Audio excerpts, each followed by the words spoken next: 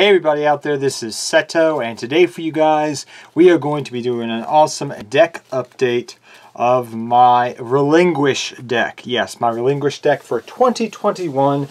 This is a deck that I've always enjoyed on this channel.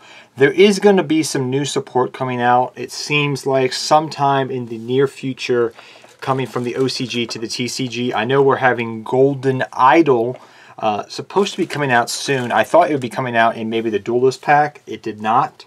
Probably because it's too recent of a card. But eventually sometime later this year, we will update this deck when Golden Idol does come out. So please do keep that in mind. Currently, it is not out here in the TCG at this point in time. And we don't really have a time date of when. Maybe Battles of Legend during the summer. I don't know yet. But without further ado, let us get to the deck profile. So first off, we are running 3 Relinquish. Relinquish is kind of the heart and soul of this deck. You're pretty much, this deck is predicated on going second. It's really a deck that's built around going second, very much so, because a lot of what this deck does is you're going to be stealing your opponent's monsters. You're going to be sucking them up, so to speak. You know, sucky sucky and then poundy poundy. So to speak. So that's what this deck kind of is going to function as. And Relinquish is going to be the heart and soul of that because it can help you go for your fusions. You can use it on itself. It's a decent card overall, and it's one of my favorite, rituals, and it's one of the original rituals from the original Yu-Gi-Oh series, aka Pegasus. By the way, I hope you guys all enjoy this mat of Thousand Eyes. I use this for my GOAT formats, but I also use it for this deck profile as well. So next up we run 3 Millennium Eyes Illusionist. Some people like this card as a 2 of, some people like it as a 1 of.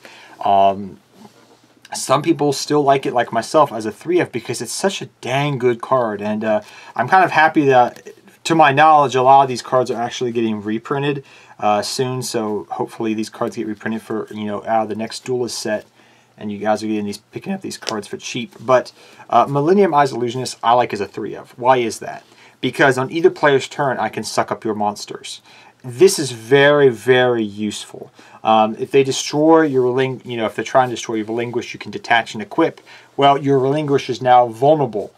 Quickly, what you can do is use Millennium Eyes Restrict to take one of their monsters. It also has versatility and the multiple different things it can do for the deck. It can be tribute fodder. You can add it back if you go for a ritual summoning. It's just so useful. And in my humble estimation, I like it as a 3 of. I've seen people cut it down to 1 of and 2 of. And I kind of scratch my head about that because I've never once thought about cutting it down. Does it clog? Not really. Like, I've never had instances where I'm like, oh, I wish I didn't have more of this card because it's just so useful. So I like it as a 3 of. If you play different ratios, please comment down why. Because I've talked to buddies about this who have played this deck, and I'm like, some people play this as a 2 of and a 1 of. They're like, what? No way. Card's great. So I love to hear other people's opinions. 1 Illusion Faceless Mage. This card's just a good generic 1 of for the different things that it can do, helping you revive some of your rituals. It can be a chump blocker. You can send it to grave through Foolish Burial. It's just very nice to have as a 1 of in the deck. No more, I would say, but a nice retrain card of the Faceless Mage. 3 Manju of 10,000 Hands. You're not going to really rely upon your normal summon in this deck at all. So Manju is perfectly made for this deck because you're going to just be normal summoning and getting the pieces that you need. The great thing with this deck is you have it's so easy to search out your ritual pieces because you're using Relinquish and you're going to be using the original ritual, which is, I'll pull it up here for you guys for a second. Oh my gosh, where did I put it? Your Black Illusion Ritual. So you're only using the original ones. So not just Manju can search one of these things out, and you don't really rely upon the normal summon that much with this deck, but you have pre-preparation of rites, you have preparation of rites, you have a multitude of ways of searching out your rituals. So Manju is just perfectly for this deck because A, it just gives more consistency to the deck, and B, on top of that, you don't rely upon the normal summon, so it's usually always going to be live, which is great. So 3 Manju of 10,000 Hands. Next, let's get into the Kaiju monsters that we run in this deck, and I am a little bit different than most people when it comes to running the Kaiju package, and I'll talk about that a little bit in a second. So a lot of people, when it comes to the Kaijus they run, They're going to run the big dark one because it's 3,300 attack. Okay, I get it. It's a big beater. It's decent. They'll run, you know, Gamma Seal maybe sometimes. They'll run, you know, Doggeron because he's big. I'm not always of the mindset of just running the Kaiju because it's big. Okay? Attack points sometimes are great, and sometimes it's not the be-all, end-all thing. Why do I run these Kaijus? Why do I run this many Kaijus? Take a look at all these Kaijus. They're all level 8. It works with trade-in. It makes trade-in being able to be played in this deck and be an engine. On top of that, they all have decent attack. I can give my opponent a Gamma Seal, or I can take a Gamma Seal, use it. I give them a Doggeron, I suck up the Doggeron, and then I can just punch you in the face with some big monsters there. You know, there's different things you could do. And so that's why I like this ratio. I'm not just going to throw the Kaiju into the deck because it's a big attack. There's reasons behind it. Level 8 trade-in. Gotcha. Okay, well, the other reasons. Well, I run these because these are level 8s, because I can use this one as an attack, you know, use it as an attack, give you one of these bigger ones, suck up that bigger one with Relinquish, make my Relinquish have more attack, and then I can beat over other stuff too. So I'm able to put in more damage, you see, right away. So these are the reasons why I like this. Now, some people, they just like the big beaters. That's up to you. But the nice thing that works with this is because these pieces are all searchable, because Interrupted Kaiju slumbers back at 3 for a while now. And I can banish the Kaiju Slumber. Say I have a trade-in in my hand, just sitting there, right? I can banish this, add one of these level 8s. If I already have another Kaiju, maybe I go off and make a Kaiju play. Or if I don't need to, I can just trade in the Kaiju and draw 2 more cards. Like, that's what I like about this engine. And that's why I like the 7 pieces. It's just nice to have. You know, we have Ultimate Great Maul's bigger cousin. We have big, giant Kaiju, Kaiju, we have freaking Doggeron over it, you know, Gamma Seal. Like, these level 8s work out pretty well, but that's up to you how you want to run them, and what ratios and Kaijus you want to run. That works for me, though. Next, we run 3 Relinquish Fusion. Some people like it as a 2 of, a 1 of. It's up to you, personally. Me, at the end of the day, I actually like this card as a 3 of in the deck. It is searchable through different means, because we do have now Protoplant Verte Anaconda, which is nice. So it's up to you how you know the ratio you want to run, but I like it as a 3 of in the deck. It's been working pretty well for me.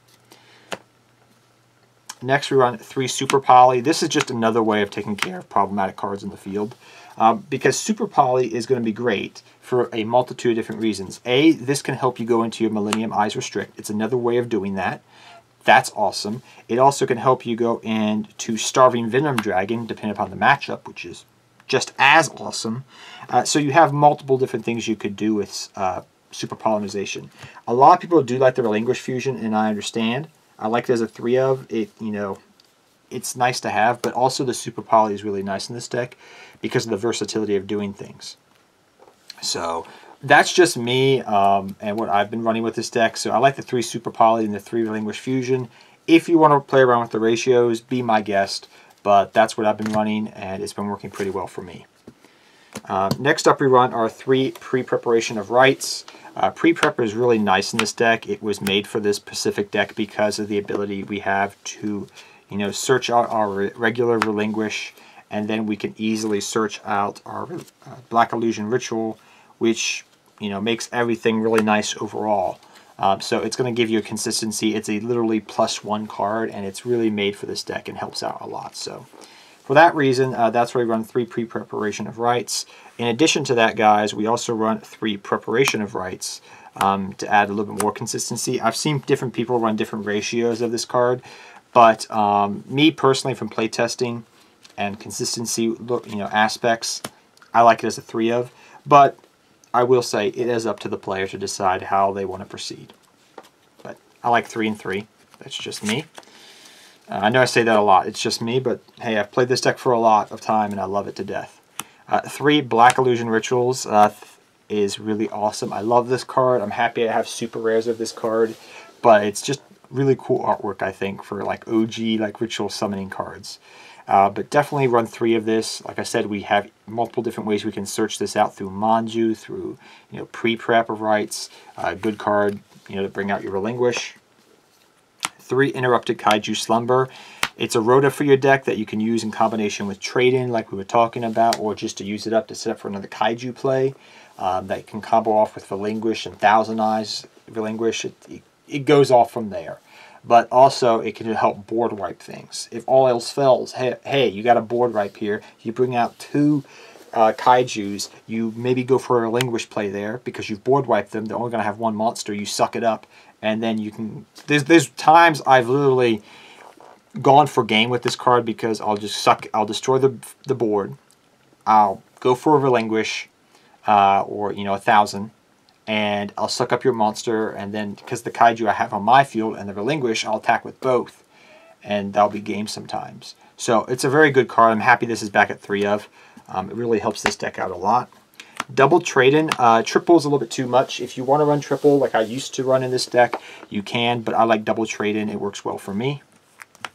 Gives me a little bit of a draw engine for the deck. 1 Foolish Burial, 1 Instant Fusion, and 1 Monster Reborn. The Foolish Burial is here for multiple different reasons. It can help you set up, engrave your Millennium Eyes Illusionist, which is great. It also works with the Illusionist Faceless Mage. So Foolish is pretty much for these 2 to send to grave and set up things. Your Instant Fusion, you have Instant Fusion targets in this deck.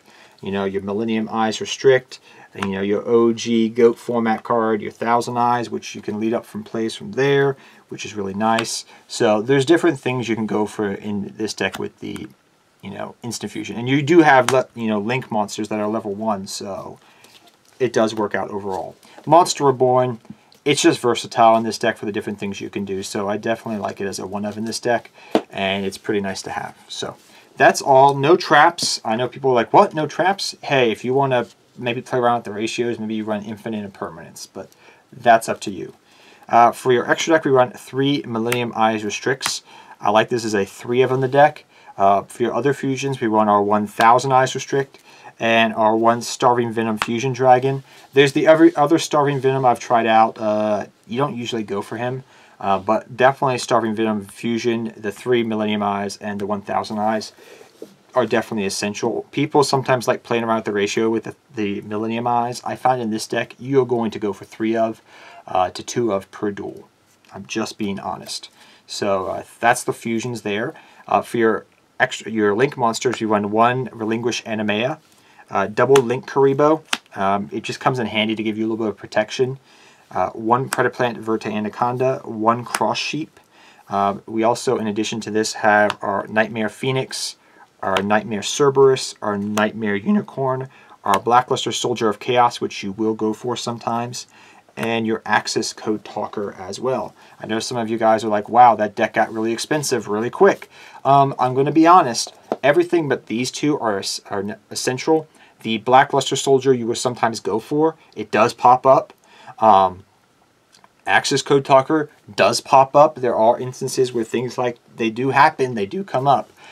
If you ask me, what would you replace Seto if you don't have these cards? I would highly suggest maybe a second Relinquish Animea. It's decent, but not amazing.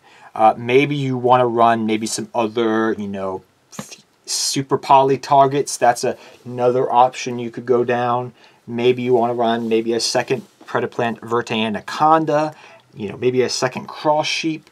There's different routes you can take depending upon your playing style and how you like to play this deck.